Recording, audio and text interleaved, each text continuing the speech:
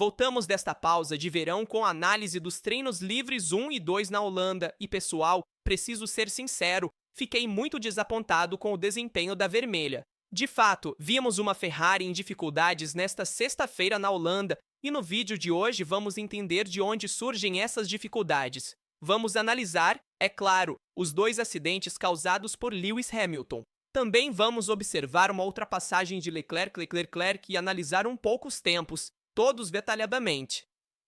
Antes de começar, deixe um like de apoio, inscreva-se e ative as notificações para não perder nenhum vídeo que saia aqui no canal. Dito isso, vamos logo conferir o ranking, que aliás nos mostra algo muito interessante. Este é o ranking dos treinos livres 2, vemos Norris na liderança e vamos abrir logo essa pequena parênteses. Norris fez uma ótima sessão tanto nos treinos livres 1 quanto nos treinos livres 2, e fez a diferença em relação ao seu companheiro de equipe, na verdade, Piastri, que vimos cometer um erro na curva 9. Bem semelhante ao de Hamilton, mas também diferente em certos pontos de vista. Depois, vamos ver também o porquê, enquanto Norris não cometeu erros até agora e está fazendo a diferença em um circuito que ele gosta muito, como o da Holanda, que venceu no ano passado e voltou com tudo após essa pausa de verão. E podemos vê-lo na liderança nesses treinos livres 2. E atenção também a Fernando Alonso, porque Fernando Alonso está em segundo. Perdemos uma das duas Aston Martin devido a... Vamos falar sobre o incidente de sol, que também vamos ver depois, mas primeiro um grande anúncio. Vamos ver imediatamente o incidente de sol, que vamos comentar juntos, e depois faremos uma análise mais detalhada da Ferrari. Vejamos Sol, este aqui, o incidente que ele cometeu nos treinos livres 2, e é uma pena porque a Aston Martin começou bem neste fim de semana na Holanda, praticamente com uma segunda força. Obviamente, sabemos que nos treinos livres de sexta-feira a Aston Martin sempre parece mais forte do que vemos depois, no sábado e no domingo, quando eles também aumentam um pouco a potência, especialmente para uma pista como a Holanda, onde o motor não é tão importante, o que conta é ter uma carga dinâmica boa, um bom equilíbrio entre dianteira e traseira. E após as atualizações vistas nas últimas corridas, vimos uma excelente Aston Martin.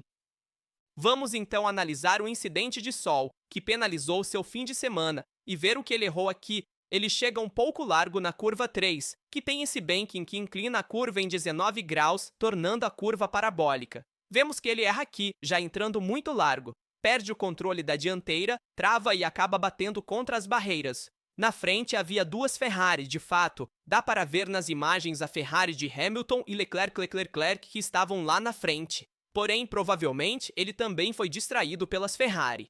Obviamente, não há culpa das Ferrari, mas a culpa é toda de Sol neste caso, que cometeu esse erro. Vamos revê-lo também de fora em câmera lenta, avançando um pouco. Vemos aqui, trava da dianteira e depois ele perde o controle do monoposto e bate contra as barreiras, causando um dano muito grave que também comprometeu os treinos livres, já que todas as equipes perderam muito tempo por causa da bandeira vermelha que foi acionada. Durante os TRE treinos livres, Sol destruiu completamente seu carro contra as barras de proteção. Felizmente o piloto está bem. Portanto, não houve consequências para o piloto, mas há consequências importantes para Aston Martin, pois neste fim de semana eles perdem uma das duas máquinas. Com certeza amanhã veremos Sol de volta à pista, mas não será a mesma coisa. Ele perdeu alguns treinos livres e não conseguirá recuperar o mesmo feeling do companheiro de equipe. Além disso, ele também terá que gastar um pouco mais de dinheiro, mesmo com o limite de orçamento para consertar o carro. São acidentes que também impactam o limite de orçamento. Dito isso, quero primeiro analisar também os dois incidentes de Hamilton junto com vocês, e depois vamos verificar os tempos para fazer uma comparação entre as várias equipes. Vamos primeiro ver o primeiro erro que Hamilton cometeu, aquele que vimos nos treinos livres 1, e depois vamos ver o erro dos treinos livres 2. Vamos ver aqui Hamilton a bordo com ele, e estamos sempre na curva 3, antes da curva 3 neste caso. Vemos que Hamilton chega e na saída da curva 2 ele perde o controle do carro. Faz um TTA e Hamilton teve sorte de não bater nas barreiras, assim não precisou perder tempo. Porém, ele arrastou o conjunto de pneus, então depois refez o stint com pneus bastante desgastados. E, portanto, não fazia sentido, no sentido de que usou pneus que não tinham o desempenho esperado. Dito isso, fica claro, já desde o início dos treinos livres 1, que essa Ferrari não tem feeling na Holanda, rapazes, olhem aqui, Hamilton chega na saída. Assim que alivia no acelerador para ajustar a curva 3, para depois frear. Ele perde o controle rapidamente em um carro de corrida muito instável, e é uma pena encontrá-lo assim na Holanda, especialmente porque todos esperávamos vê-lo como uma Ferrari na Hungria. Na primeira parte da corrida na Hungria, em vez disso, víamos uma Ferrari que saiu de pista com muitas dificuldades, e esse foi o primeiro erro de Hamilton. Agora vamos ver o segundo erro, também destacando a diferença no placar nas provas livres 2. 8 décimos de Hamilton para Norris, 9 décimos de Leclerc para Norris. Uma pista em que o tempo mais rápido é 1,09.8 por Norris, realmente uma pista curta, uma diferença assim é muito significativa. E vemos uma Ferrari de Kelly ali com Tsunoda e até mesmo com a segunda Red Bull mostrando muitas dificuldades. Vamos também analisar juntos o segundo erro de Hamilton, que revela uma falta de feeling com o dianteiro. E o vemos juntos aqui. Primeiro vamos verificar o onboard e depois também a visão externa. Então, aqui está, este aqui. Espere um momento, tem o externo. Vamos ver se encontramos também o onboard. Vamos ver primeiro o externo, que já está pronto. Aqui Hamilton chegando, está fazendo, aliás, um bom tempo, a 27 minutos do fim. Estava melhorando seu tempo, obviamente, a referência é Hülkenberg. E vamos ver juntos onde comete esse erro. Aqui ele chega longo, mas ao contrário de Piastri, que cometeu o mesmo erro na curva 9, indo longo na trajetória e tocando na grama. Dá para ver claramente que Hamilton não chega até o ponto de corda, portanto, tem um subesterço marcado nesta SF25. Ele também perde o controle da traseira e acaba tocando a grama, o que faz com que ele se vire. Não é que ele tenha decidido espontaneamente seguir em linha reta, como fez Piastri para evitar uma forte travagem na dianteira, então ele diz, ok, bloqueei levemente a dianteira, mesmo assim vou em frente. Neste caso, Hamilton vai longe, mas ao acelerar perde o controle da traseira e acaba em um trompo, tocando também a grama. Ele faz esse trompo aqui. Resumindo, é um erro grave de Hamilton, outro erro, e já são 2 em 2 sessões de treinos livres.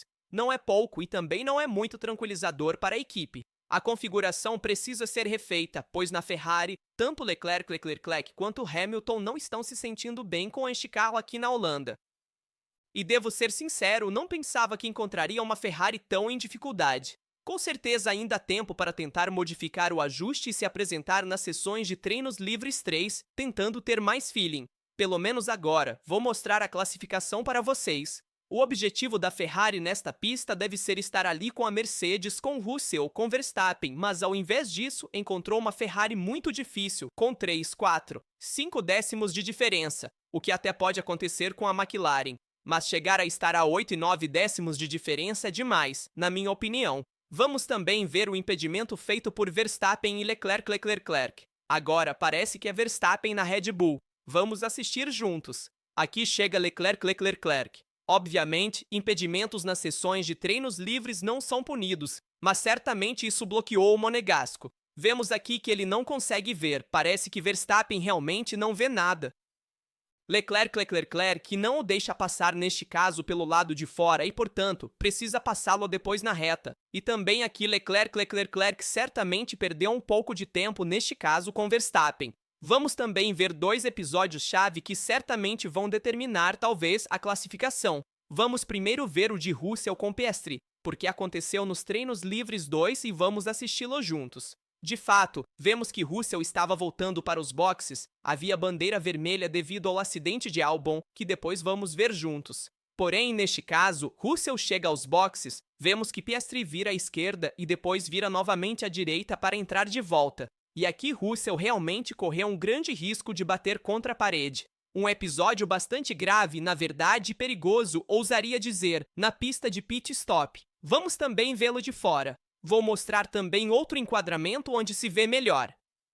Lá, rapazes, certamente há um episódio a ser considerado. Vimos o precedente de sol em Mônaco, que porém aconteceu na pista, disse também Carlo Vanzini na transmissão, mas, rapazes, lá ele arriscou bastante. Lá a McLaren correu o risco de ter uma das 2 carros penalizadas. Piastri não foi punido neste caso. Veremos se haverá alguma consequência posteriormente. Atualmente, não acho que serão tomadas providências a respeito, embora na minha opinião deveria ter sido Olhem. Rapazes, essa mudança.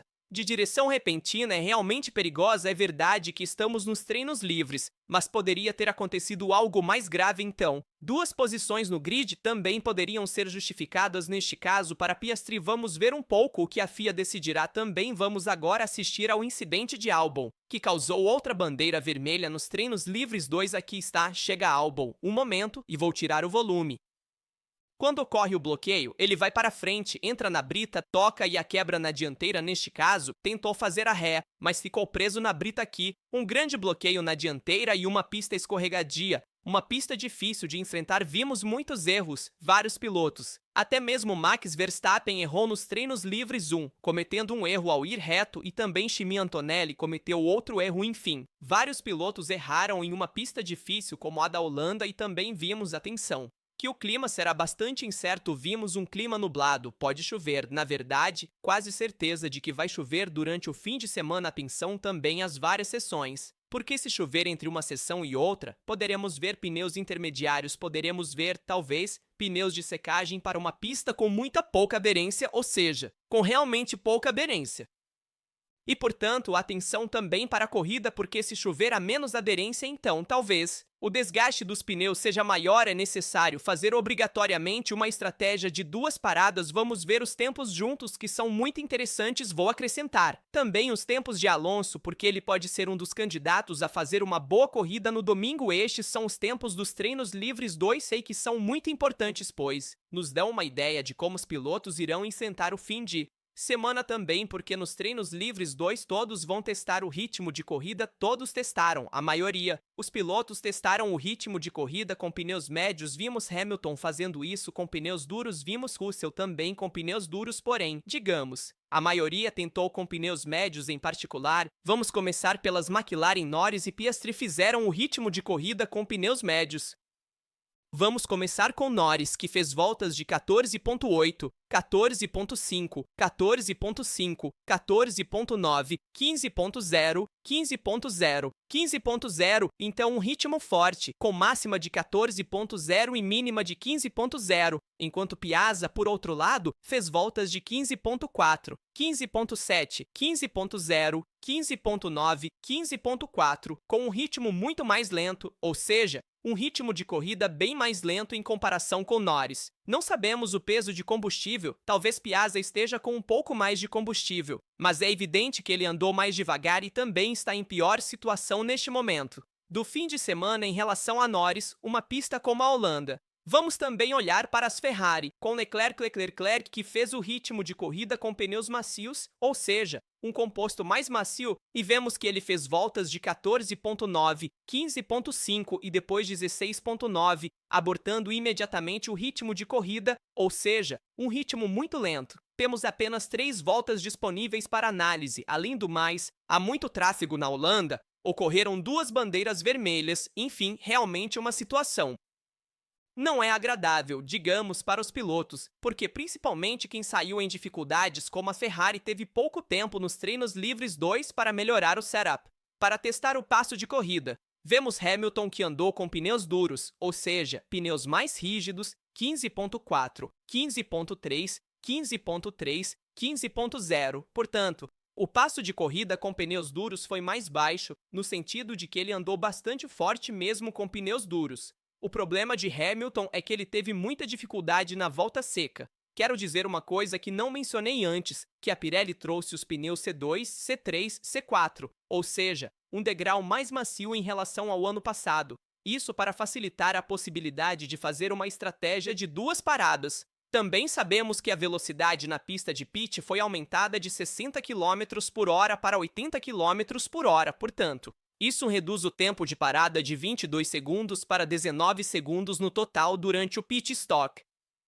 Portanto, isso facilita as equipes a fazer 2 paradas. Veremos se essas 2 paradas serão aproveitadas ou se as equipes farão apenas uma. Vemos Alonso, que percorreu voltas com pneus médios, 14.9, 15.8, 15.4, 15.2, tempos que vão diminuindo. Um ritmo de corrida bastante alto, devo dizer, mas em linha com o de Piastri, um pouco mais alto, obviamente, do que o de Piastri, mas não é nada mal. Não é nada mal, vemos Verstappen, 14.7, 15.2 e depois 17.5, volta lenta, 15.9, então um pouco irregular, Russell. Por sua vez, fez voltas em 15.8, 15.2, 15.2, 15.1, 15.4, 14.7, 14.8, muito constante. Atenção a Russell, que andou muito bem.